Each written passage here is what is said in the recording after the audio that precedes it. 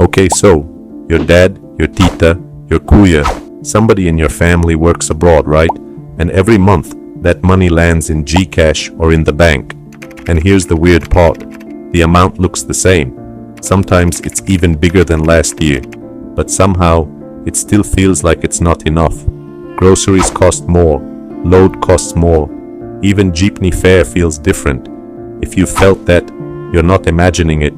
This is actually happening to millions of Filipino families right now, and there's a real reason behind it. In this video, I'm gonna break down exactly what's happening to the peso, why your family's remittance doesn't stretch as far as it used to, and, most importantly, what you can actually do about it. No boring economics class, no jargon, just straight talk. Let's get into it.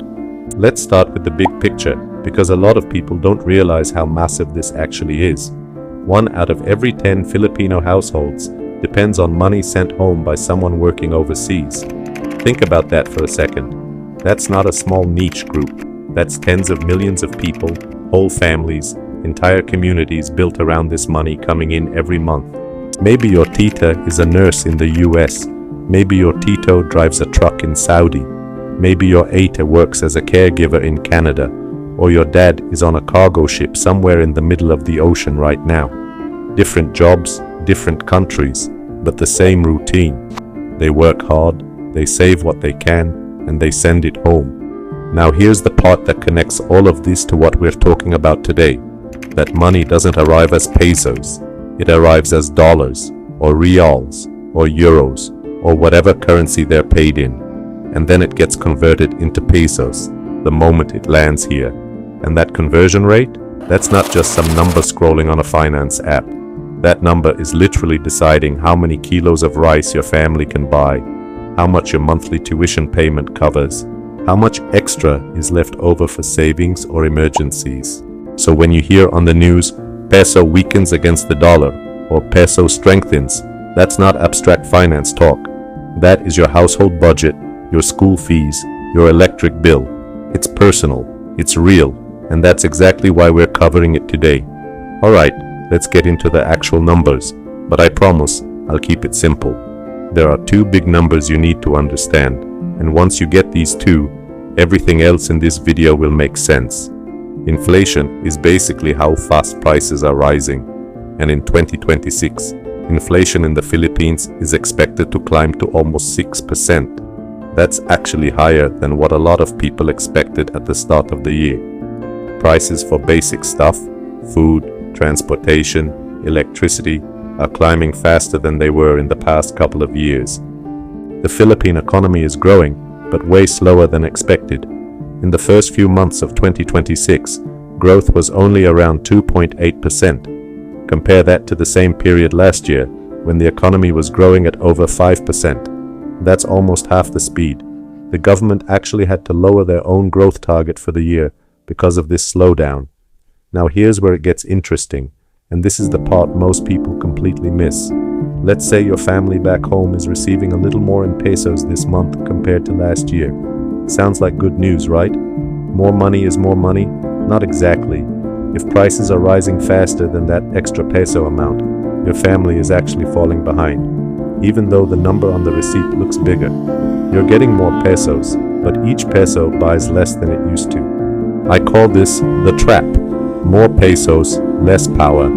It's sneaky because it doesn't feel like a crisis in the moment. It feels like things are just a little more expensive than before, month after month, until one day you realize the same amount of money that used to cover a full week of groceries now barely covers 5 days. That's inflation eating away at remittances quietly in the background while everyone's just trying to get through the week. Let me put this into a real example so it's not just abstract numbers.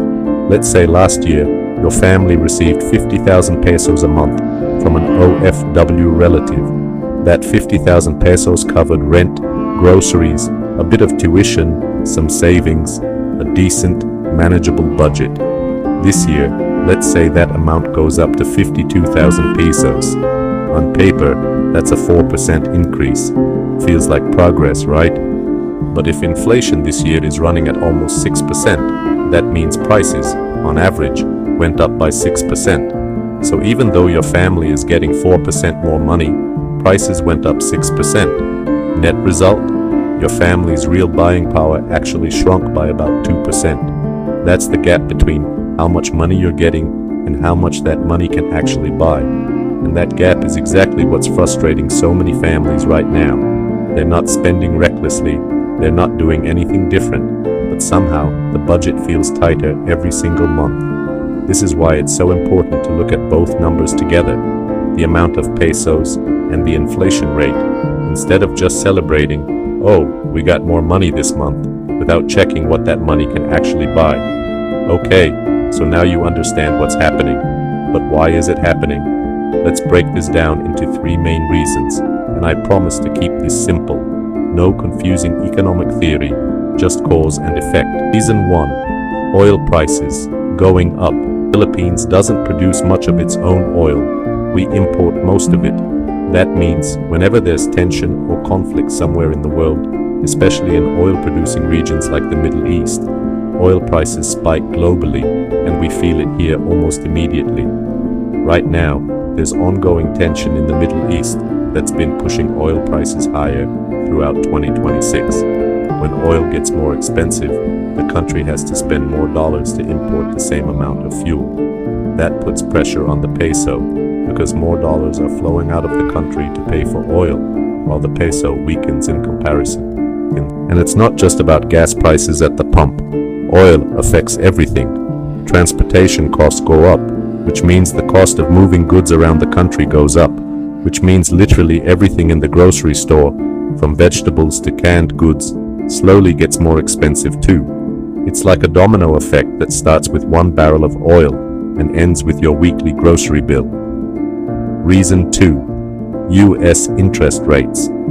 This one sounds complicated, but it's actually pretty simple once you get it. The US Federal Reserve, basically America's central bank, controls interest rates in the US. When they keep interest rates high, it becomes more attractive for investors around the world to put their money into US banks and US investments because they get better returns there compared to putting money into emerging markets like the Philippines.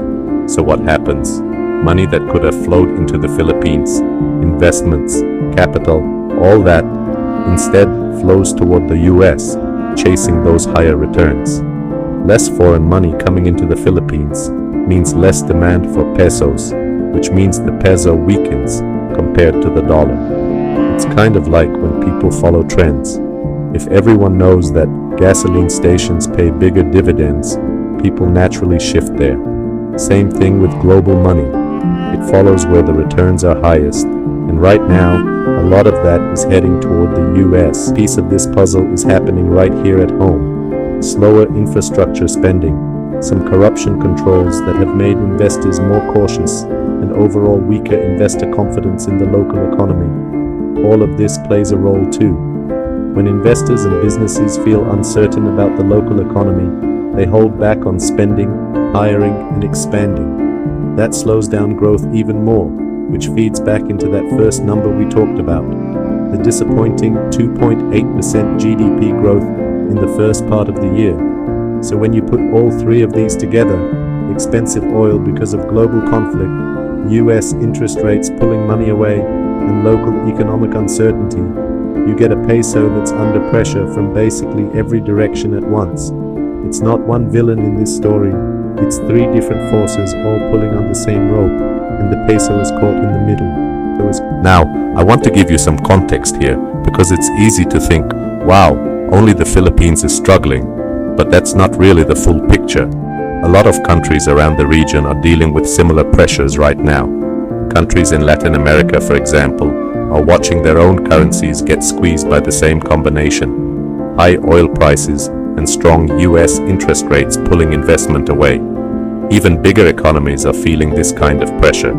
What makes the Philippines situation unique, though, is how directly this connects to everyday families through remittances. In a lot of other countries, currency movements mostly affect big businesses, stock markets, or government budgets.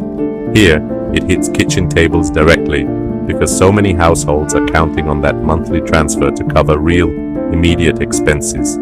That's actually part of why understanding this stuff matters so much for us specifically, because for a huge portion of Filipino families, this isn't background news. It's the difference between comfortably covering the month's bills or scrambling at the end of it. There's also something else worth mentioning here. The Philippines actually has some advantages that a lot of other developing economies don't have. The business process outsourcing industry, all those call centers and back office companies, keeps bringing in steady dollar income too, separate from remittances. That's part of why, even with all these pressures, the country hasn't seen the kind of dramatic currency collapse that some other emerging markets have experienced this year. But not collapsing and comfortable are two very different things. Just because the situation isn't a full-blown crisis doesn't mean families aren't feeling real, day-to-day pressure. That's the nuance a lot of news coverage misses. They'll say the economy is stable, while completely skipping over the fact that stable, on a national level, can still mean tight and stressful on a household level. Alright, this is the part I really want you to pay attention to, because understanding the why is great, but what actually matters is what you do with it. Tip 1. Don't just track the peso amount, track inflation too. A lot of people only look at how much did I receive this month without checking what's happening to prices. From now on, try to keep both numbers in mind. If you're getting more pesos but inflation is also rising fast, don't assume you're automatically ahead. Do quick mental math. Is the increase in what you're receiving actually higher than the rate prices are rising? That tells you the real story. Tip 2. Timing of transfers can matter, but don't obsess over it. When the peso is weaker against the dollar, each dollar sent converts into more pesos. Some families try to time when they receive transfers based on this. It's not a bad idea to be aware of exchange rate movements, but don't stress too much trying to perfectly time every single transfer. For most regular families, consistency matters more than trying to catch the exact best exchange rate. Tip 3. Build in a buffer for rising prices. If your family's budget is exactly matched to what you're receiving with zero room to spare, that's risky in a year like this, where inflation is running high. If possible, try to build in a small buffer, even a modest one, for unexpected price increases, especially in things like transportation and food, which tend to move first when oil prices rise. Tip 4. Understand this is a cycle, not a one-time event. This isn't something that happens once and then goes away. Oil prices, US Federal Reserve decisions, local government policy, these things move constantly throughout the year. The peso will keep reacting to all of it. That means this isn't a watch once and forget topic. It's something worth checking in on regularly, especially if your family relies heavily on remittance income. Tip 5. Talk about it as a family. This might sound simple, but it matters. A lot of families don't actually sit down and talk about how currency and inflation changes are affecting the household budget. The person sending money abroad and the family receiving it back home often have different pictures of what's actually happening. Having an honest conversation about what's changing and adjusting expectations together can prevent a lot of stress and misunderstanding down the line. I want to zoom out for a second because I think it's important to remember something here. Behind every one of these numbers, the 2.8% growth, the almost 6% inflation, the peso-dollar exchange rate, there are real people. There's someone working a night shift in a hospital thousands of miles from home, missing birthdays and holidays, just so their family back here can have a better shot at things. There's a father who hasn't hugged his kids in over a year, sending every extra peso he can back home. Understanding what's happening to the peso isn't just about economics for the sake of economics. It's about giving these families, your family maybe, the tools to plan smarter, save smarter, and not get blindsided by changes they didn't see coming. Knowledge here isn't just interesting trivia, it's protection, it's power. That's really the whole mission behind this channel, breaking down complicated economic stuff into something normal people can actually use in their real, everyday lives.